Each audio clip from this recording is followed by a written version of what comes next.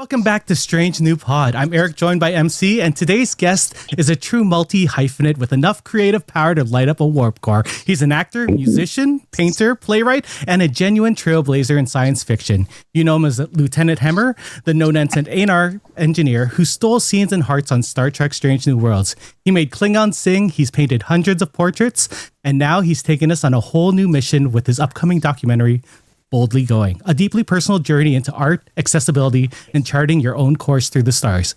Please welcome to the show, the man, the myth, the multi-talented maestro, and fellow Canadian, Bruce Horak. Canadian! Go Canucks! Yay! Hey, thanks for having me. Thank you so much. So great to have you on. Yeah. Oh, wow. Yeah, what a treat. I don't know if we've ever actually met in person, have we? No. Like at any of the cons or anything? No. I actually met you at Czech Long Island. Long Island. Yeah. Which is happening can't remember when that now. was. Yeah. Yeah, unfortunately, I'm not going. Not able to go this year. Yeah, it's sort of tough going over the border. And A little bit. And I've only gone to Fan Expo, so they don't have a lot of Trek actors there, and they really should. Every once in a while, they have Trek actors, but I feel like they should. Were you at the one in Toronto last year? Yeah. Was it last year when we went? Yeah. See? Was that just last year? Fan Expo? No, it was the year before. We didn't go last year. Okay. Yeah. I crashed the Fan Expo in Toronto. I think it was last year. Myself and a couple of compadres put on some goblin masks and went down to the Fan Expo and were goblining around advertising for our Goblin Macbeth, which was playing at the Tarragon at the time. It was a little guerrilla marketing. So many of my friends were fabulous. Like, you have to go see this, and I couldn't make it out last year, and it made me so sad. So sad. The Goblin Empire. Yeah. So, like we said earlier, you're a multifaceted. You have a multifaceted career. You're an actor, musician, playwright, and artist. And now you're stepping into this new chapter and putting your story on screen. MC, I know you in particular were excited when you heard about this documentary. Absolutely. It actually really strikes me on a personal level. My mom was an artist, and in the last, I'd say 15 or so years of her life, she was legally blind. She had a degenerative eye disease, but she still kept creating up until she had lost almost all of her eyesight. And it's so wonderful to have this entire documentary being about connecting with people in that kind of similar situation. And I think a documentary about your own path would be wonderful in its own right, but you want to spotlight others. And I just want to give you space to talk about the project, what sparked the idea of doing this documentary at this particular moment, and was there a turning point where you felt this is the story I need to tell right now? Well, thank you for the question, and I'm inspired by people who have overcome adversity in some respect and who continue to create in their own lives. I've been contemplating, and these will be my thoughts for today. They will probably change by later this afternoon, but I've been contemplating the idea of perspective, and that has been a theme that has run through my creative path. My path as an artist has been looking at things from different points of view, embodying others, taking on other personas on stage, on film, whatever it might be. And I found that it has afforded me an opportunity to practice compassion and empathy for others.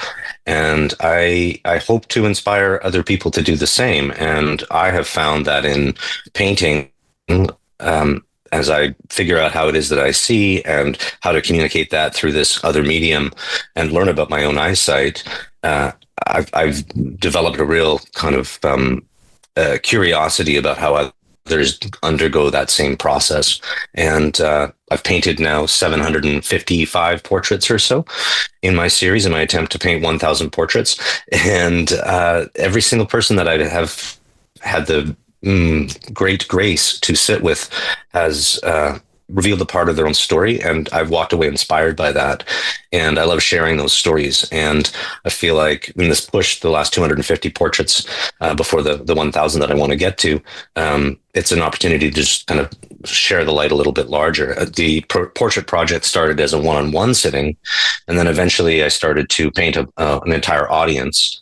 So I would do a big kind of large stretched canvas and paint the whole audience while I was telling my own story and sharing my own story. And then people would come up after the show and say, oh, my aunt's visually impaired and she used to be a painter and we're going to bring her to see the show. And then, Aunt Edna would come up after and say, I'm going to pick up my brush again. And that feeling of, oh, I've inspired other people to follow on this path and to lead creative lives and express themselves artistically. That's really thrilling for me. And I hope to spread some more of that around with Boldly Going, the documentary. For sure. Yeah, it feels like the right time to do it. Yeah. And thank you. The title Boldly Going is, of course, a beautiful callback to Star Trek, but I imagine it has lots of layers of, personally for you. What made you choose the title? And for you, what does that phrase represent? It's, well, Star Trek has been a part of my life since I was a kid. My father was a big Trek nerd fan, and I was raised on the original series. And we used to be able to recite that, the opening monologue in my sleep. And that phrase has always kind of struck me. My father was an English teacher, so there's actually a term for it, like a dangling participle or something like that. Or I can't remember the exact phrases, like why boldly going, and you wouldn't say go boldly or whatever. Split infinitive. Anyway, that's it. Thank you, English teachers. Yeah, high school English, which I failed. No, I'm kidding. But a few years ago, a very dear friend of mine started teaching an acting course, and it was called the Bold Acting Approach. And his basic philosophy behind it is to make bolder choices so that you have more options and that you can go further in your exploration. And I got down to Los Angeles about a month and a half ago or 2 months ago. And while I was there, I thought, okay, well, the boldest thing I could do is to reach out to William Shatner and see if he would sit and let me paint his portrait. I thought that was a fairly bold choice, and he said yes. So I sat with William Shatner for 45 minutes and painted a couple of portraits of him. On the way to sit with Mr. Shatner, there was this massive billboard on Hollywood Boulevard, and it was William Shatner's face, and it said, "Go boldly." And I thought, well, this is serendipity, which I love. I'm a big fan of that. And during the conversation with Mr. Shatner, I got to tell him a bit of my story, and he kind of quipped, "Oh, that sounds like a great documentary. Somebody should shoot that." And as luck would have it, we're Ballinran Entertainment in Stratford and I are teamed up, and I'm going to direct this thing, and away we go. It's making bold choices, going boldly going. Yeah, it's just seemed appropriate. So it's funny that you mentioned Ballinran Entertainment, because Star Trek fans may know they also did the films The Captains and The Truth is in the Stars. So can you tell us a bit about how this partnership came to be and what drew you to their approach to storytelling? Well, Ballinran is based in Stratford, Ontario, which is where I was when the pandemic hit. And I had moved to Stratford to be a member of the Stratford Festivals Ensemble and do a couple of shows for them. And then the pandemic hit and all the actors left town and there was housing. So I stayed in Stratford. And, during the pandemic, everyone was trying just absolutely everything. And Ballinran reached out to me to record a voice demo. They thought they've got this great studio set up in Stratford and there was nothing going on. So they just started to do kind of this homegrown, like, let's look around here and see what kind of talent is in Stratford that we can team up with and pair up with and tell some stories. And met Craig Thompson, and he and I just hit it off over Tom Thompson and the Group of Seven and living in Ontario and Canadian, just, everything. And he approached me about putting this thing together and really following my trajectory and my story and letting me get in there as the director of the project. Because, as I said, the portrait project began in the church basement, April 1st, 2011. And it was just me and my buddy Brandon, and I painted his portrait. And now to get to the point where we're going to have a film crew follow me around and actually document some of the sittings, because that's been the one element that's kind of missed over the last 750 portraits, is actually documenting the thing other than the canvas at the end and our memories. I don't really have a document of those sittings. And, I've walked away from all of the sittings feeling humbled and inspired and eager to paint more. So hopefully I can spread some of that inspiration around, some inspiration. Of course, of course. Yeah. I think when I think about painting, there's always this sort of parallel between acting and painting, because they're both forms of storytelling, I think. Can you share some insight on what brought you to your paintings as an actor, or what you brought to painting as an actor, and what you bring to acting as a painter? Wow. Okay. I love it. I love linking I love the spokes on the wheel. I had an improv teacher in Calgary who talked about all the creative arts as being all spokes on the same wheel, moving towards the same destiny. And I feel like acting and painting have a lot in common. Learned a lot about being present from painting, to get into the visual mode of the brain and turn off the verbal mode of the brain, get out of that literal side and just experience what it is to be present and to actually see what you see. Oftentimes we misconstrue. The eyes will lie to us. And so as a painter, I've been really experimenting and trying to interpret my own visual field and how limited that is and distorted by floaters and flashing lights and all of that on the canvas. And the attempt to do that has kept me really present. And when I can take that same notion, that same feeling of being really present and still and listening and taking in what my partner's saying to me on stage in rehearsal and adapting and being flexible to what they're giving me, which is another great tool to put into painting. So you make a mistake and you adapt to it and you incorporate it somehow. It's like, oh, that big smudge there, isn't there in what I see, but suddenly in the canvas, it takes on a new meaning and you adapt and you improvise around it. So they're very, there's a lot of synchronicity, I think, between acting and painting and music. Yeah, for sure. For sure. You mentioned music because when I first heard about this project, I immediately thought about The Secret Path by Gord Downie, which is, for those who don't know, it's an incredibly emotional, multifaceted project about Channy Wenjack, a young Anishinaabe boy who died trying to escape from residential schools. But when they did this project, they did a film, they did a graphic novel, and then Gord also did the album as well. So for me, there's always been this intimate or special relationship between music placed on film and, paired with art. Is there a chance we're going to be hearing music by you in the film, maybe accompanying the paintings or maybe the Railbirds? Oh, my goodness. There is a chance. Why not?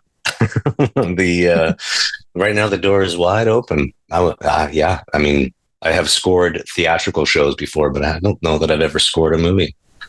Maybe it's time. A little Raikuda Sounds action. like it's about the time. Yeah. I'll pitch it at the next meeting, which I think is at 5:00. Oh. I mean, it's probably a very easy way to negotiate instead of making licensing things, Yeah, there's that too. Yeah. So I need to shout out our Badmiral, Matt Harker, because great minds, and he and I kind of had the same question. So your documentary is about connecting with people, and many Trek actors have talked about how they have been able to connect with fans who have resonated in seeing themselves represented in the franchise. So as you're now getting out and going to conventions, meeting with fans, is there a particular interaction that has really struck you? Oh, yes. At my very first Trek convention, which was Las Vegas, I think it was the 56-year mission, there was a couple who came up and had their autograph taken with me. Oh, their names are escaping me. It was, I think, Brian and Brienne or something. And they both have albinism. They both had guide dogs, and they were both dressed as engineers. And I think Brian was dressed as Geordie LaForge with a visor, and she was dressed as an Enar.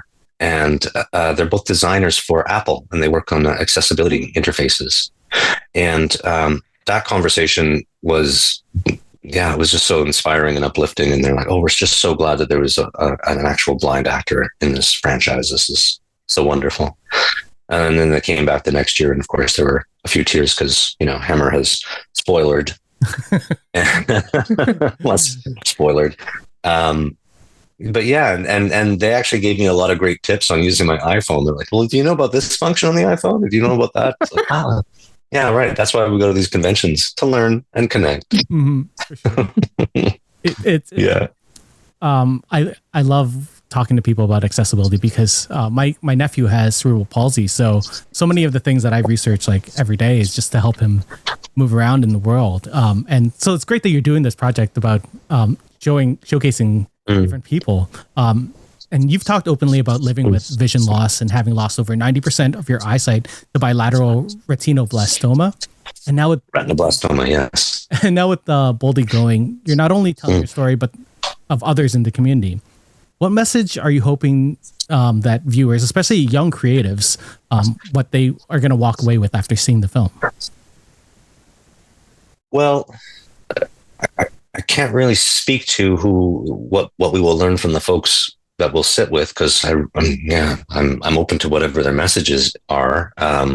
My own MO, I guess the engine that drives me as a creative is one of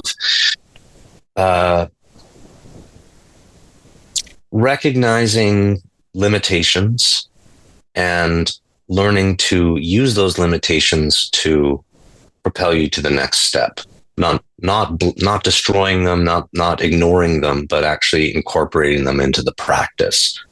There's a philosophy in the disability arts community that it was once said that art is good for disability, and we currently believe that disability is good for art. In the same way that when you design for disability, that everyone benefits. Access ramps and buttons to open doors and things like that.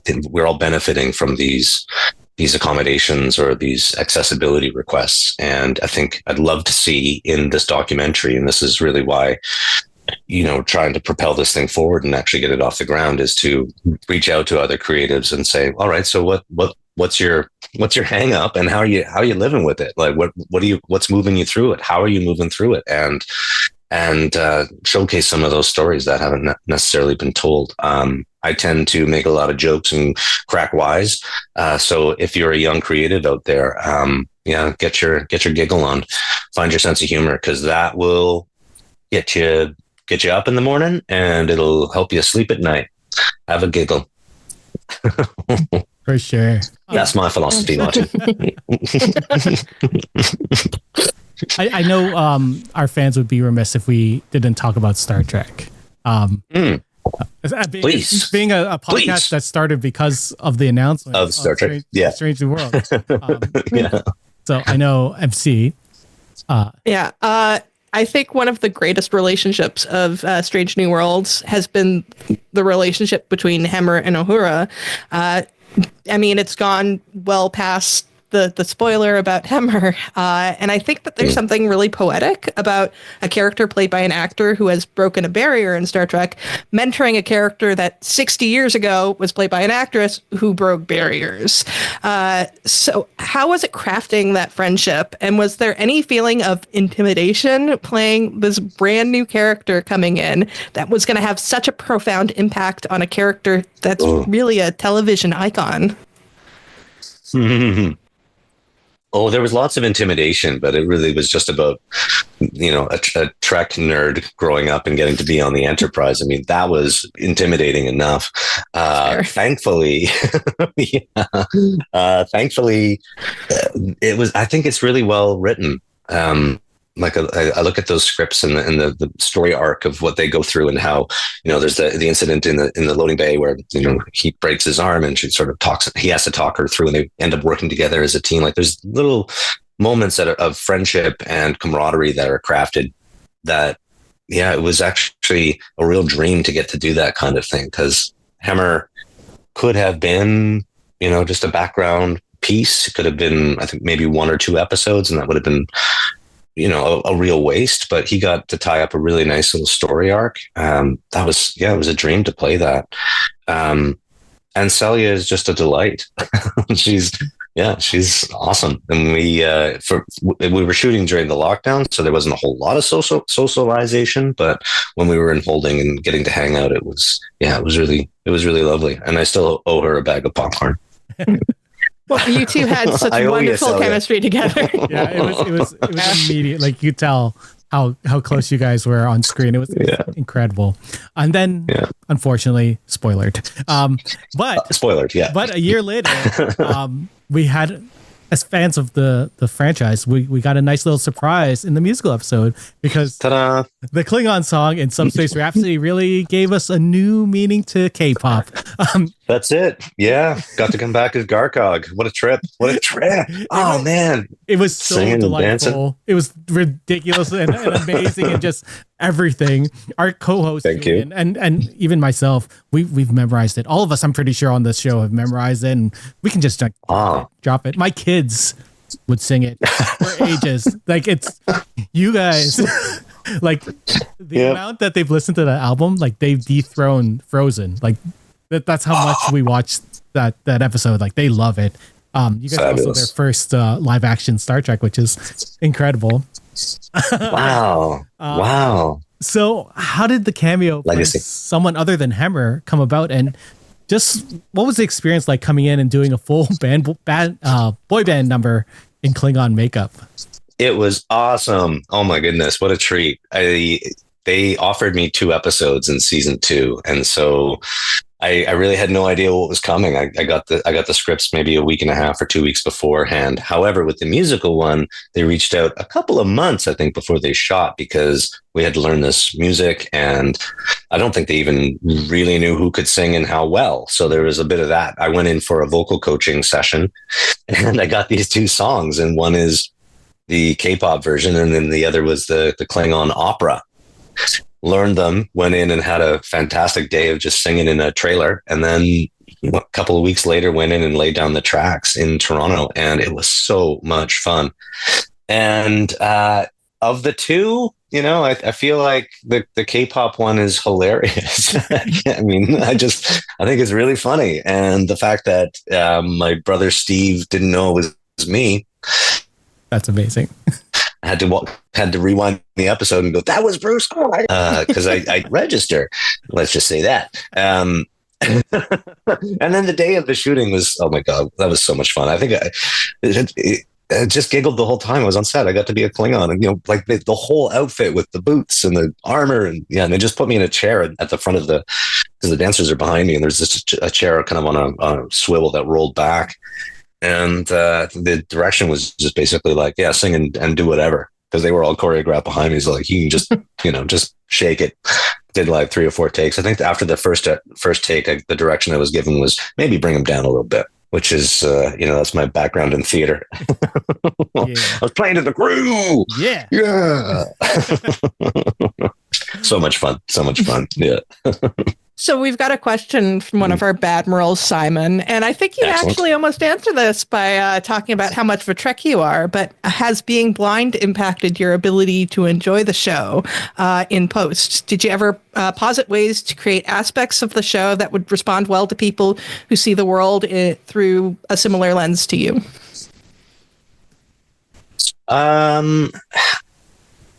One thing that I certainly use a lot more of is described video. I do find that, and this is nothing against the production of the shows, but the images can be really dark, and I find it really hard to discern what's happening on screen. So I'll listen to the described video, and it's so interesting because, I mean, I remember the days where this was through the Canadian National Institute for the Blind. They had a program where if I wanted to go and see a movie, I could get a companion in for free to come and sit next to me and describe the movie to me while I'm watching it. And they had this program for years. Now it's embedded and you can listen to it in headphones. And the quality of described video is just getting so much better. And I encourage anyone who hasn't tried it to give it a chance. And they're not all the same for sure. Like there's some described video that's like kind of inside character head or whatever. And some stuff that's really third person. But it's really, I find it really, really useful. And also like my mom, who is profoundly deaf, she'll watch with captions on, and there's accessibility components that are getting so much better and certainly more accessible when one is watching and enjoying your franchise. Definitely know what you mean, though, about things being too dark. I mean, there's a lot of stuff out there that you can have 20/20 vision and not be able to see. It's just kind of the trend right now, and I wish people would get over it. Yeah. We keep on talking about these bad modes, but for those who don't know, that's actually one of our perks as being a Patreon on our Patreon. So occasionally, whenever we do interviews with people, we'll often ask them to send out questions, which is really a cool thing. I know. It's fabulous. Yeah. So we have another one, and this great. And this is from Dana. She said, "What's your favorite painting that you've done, and what's the impact painting has on your acting career and process?" Which we sort of talked about earlier. Has painting yourself as Hemmer changed how you view the character on paper and on the show? Ooh, I think there were 3 questions. What's my favorite painting? Yep. Okay. That is very easy to answer. It's a painting I did of my dad sitting at his roll top desk in his study. And the study was floor to ceiling comic books. And he had like Action Comics #1 over his desk. And he was writing his monthly newsletter, Canafites. And he's sitting at his roll top desk. That's my favorite painting that I've ever done. I did it from memory. And that one really transported me. I find painting often does that to me. I'll get lost in a painting and feel like I'm actually in the environment that I'm painting if I'm doing a landscape. And the second question was, what's the impact painting has had on your acting career and process?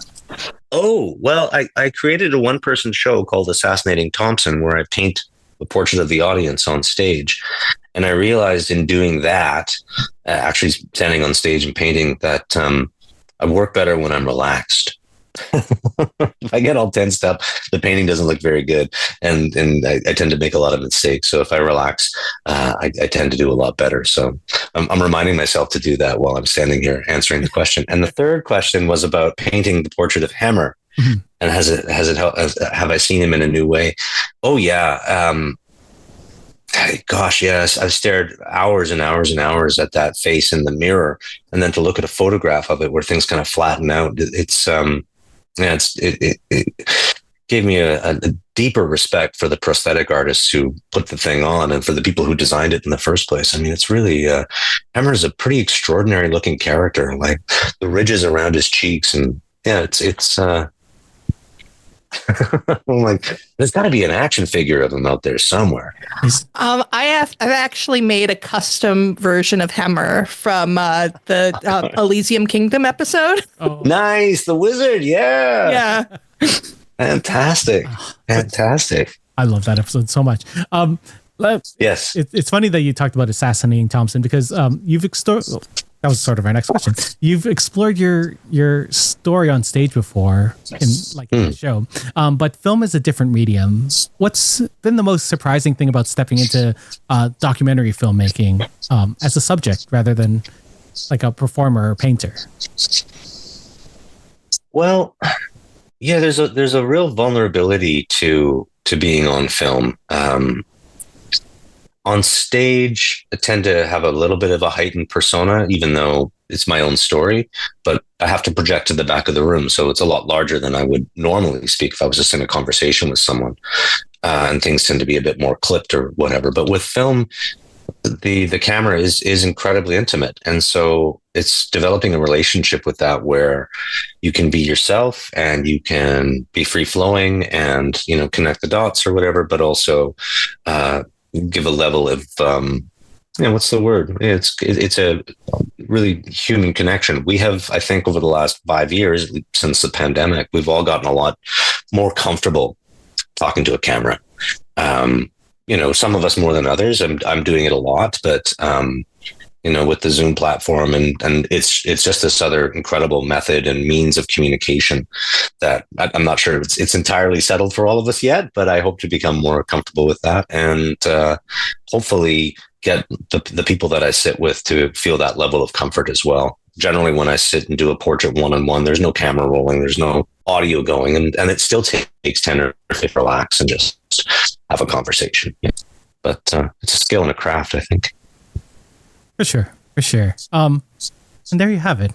We wanted to, keep it nice and brisk. It's a good conversation. Thank you. The incredible, talented Bruce Horak. He's acted, painted, performed Klingon pop, and now he's survived Strange New Pod. Bruce, why don't you let the people know where they can find you online and where they can go and support Boldly Going?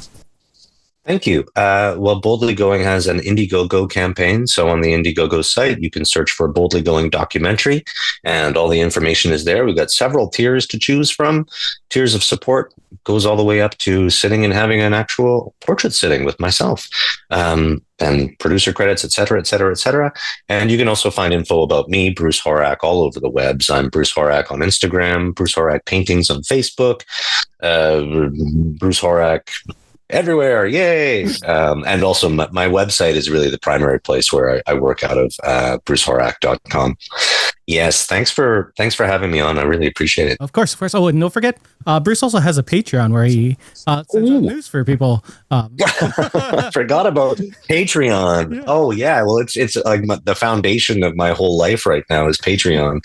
It's and patreon.com/Bruce Horak. I do a monthly newsletter. I do weekly updates, and then you can also get a work of art mailed directly to your house. Yeah. So please go out and support this film if you can, because it really does sound incredible. And as the campaign says, it's not just about making a film. It's about celebrating creativity without limits, representation without compromise, and resilience that transcends vision. And don't we need a little bit more of that in the world? I'm one of the people that have kicked or Indiegogo funded it. So thanks, Eric. Thank you, Eric. If you can. Once again, let's give it up to Bruce Horak. Yay! Yay! For MC, for me, Eric, we're Strange New Pod. Thank you for listening, and have a good one. Majram. Right on. Thanks, all. Bye!